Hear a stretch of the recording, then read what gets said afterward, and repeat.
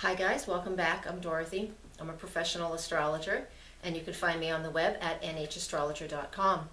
Now there you can sign up to be on my email newsletter, and every month I choose 3 new people for a free 20-minute astrology session with me. So come to my website and sign up for that. And while you're there, go look at my class page, because I am teaching an advanced course that starts actually before this eclipse. It starts early in March. So come to my class page. The link will be below in the text box below the video here. And come and check it out. It is about our life path, our karma, our dharma, the north and south nodes. You do need to be at least a beginner astrologer. So this is a 3-week course that I'll be teaching. Please come and check that out right away. There's limited seating for that, and it is online, so it doesn't matter where you sit. I'm only having 10 people in the class, so come check it out. I hope you can join us. Now, that piece is done, I want to talk about the eclipse. I'm going to do it for each of the zodiac signs. So this beginning piece will be the general information, and then just a few minutes into the video here, we will have information for each of you. All right, so let's get started. On March 20th, we do have the spring equinox, so that is the sun entering the sign of Aries. Of course, it might be the 19th, depending on where you live in the world. And so when between that period, between the 20th of March and the 23rd, Mercury also moves into the sign of Aries. Mercury in Aries, Mercury is how we communicate and speak to others and move around the planet, right? Especially in our neighborhoods. But mainly, it's that voice, right? And there we go. How funny is that? When it is in the sign of Aries, we do not speak with a lot of forethought. We just say immediately what is on our minds. And there's a lot of other energies that I'll speak about in a second that are supporting that type of communication. We do need to be careful. If we're holding something just under the surface, something that we feel we need to say to somebody else, typically it's going to be our partner with an eclipse like this, because the moon is in the sign of Libra. This is a time where many people could really say what is on their minds. Mercury in Aries conjunct the sun in Aries. All of this is in opposition to the moon in Libra. That's what creates the eclipse. Of course, we are in between the sun and the moon, so there's more of a dynamic going on here than ever. This is very combustible, and what it really boils down to in a nutshell is be very cautious and careful of what you need to say to somebody else. There will be triggers, and things will just come out of your mouth like you never thought you would ever say. All right, this doesn't have to be bad, because you could just shout out to somebody, "I love you," and all of a sudden you're like, wait a minute, what did I say that for?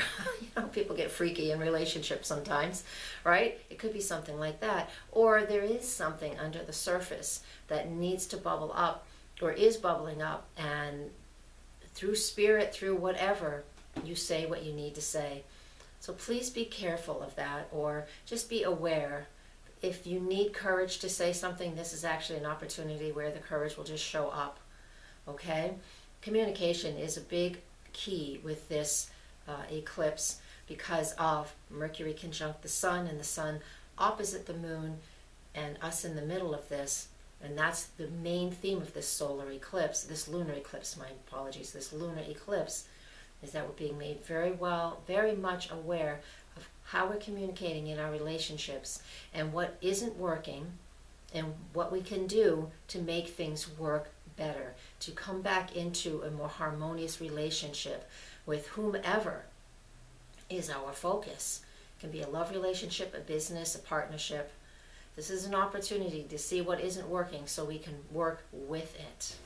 All right, so Gemini, the sun is in the 11th house. The eclipse of the moon is in your solar 5th house. And so what this can bring up for you with the sun in Aries and Mercury in Aries and all of those guys moving through your 11th house, that can represent here an opportunity for you to really focus and let your friends know what it is that you need. Shift your friends a little bit.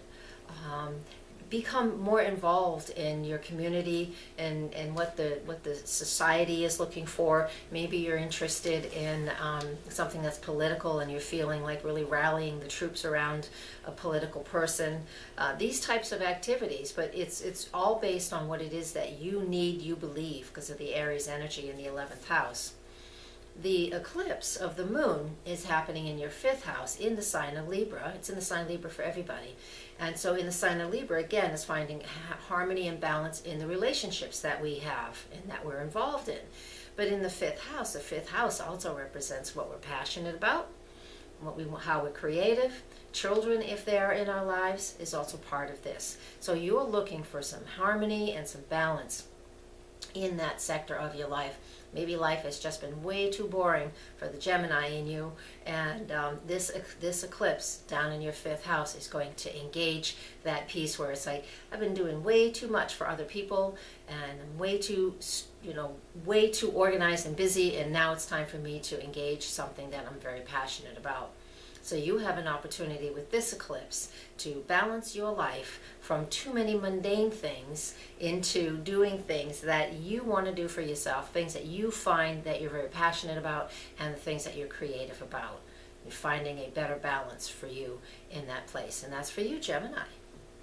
Okay, guys, thank you very much for listening. I appreciate you taking the time to sit through this whole thing.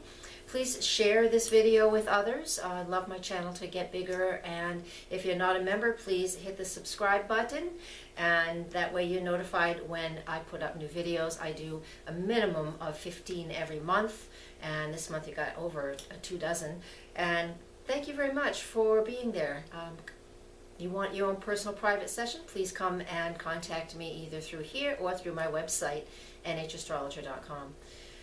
With love and light, thank you very much for watching, and I really am very grateful for all of you, every one of you who are out there watching this. Thank you.